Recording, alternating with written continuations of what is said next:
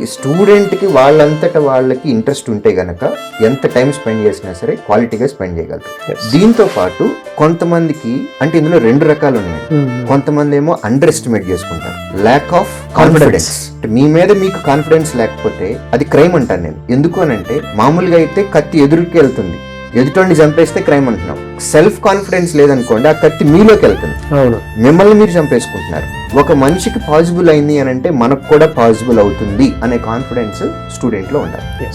First confidence ఉండాలి. రెండోది ఇది ఓవర్ కాన్ఫిడెన్స్ లెవెల్ కూడా వెళ్ళకూడదు. కాన్ఫిడెన్స్ కి ఓవర్ కాన్ఫిడెన్స్ కి చాలా థిన్ లైన్ ఉంటుందండి, అది అబ్జర్వ్ చేయగలగాలి. ఇది నేను రెగ్యులర్ గా చూస్తాను. ఈ ఓవర్ కాన్ఫిడెన్స్ ఎలా అంటే ఎక్స్ప్లెనేషన్స్ ఉంటాయండి, రోజుకు 3 సబ్జెక్టులు ఉంటాయి. ఒక ఎగ్జామ్ పెట్టామంటే 3 సబ్జెక్టులు ఉంటాయి, రీజనింగ్, క్వాంటిటేటివ్ ఆప్టిట్యూడ్, ఇంగ్లీష్.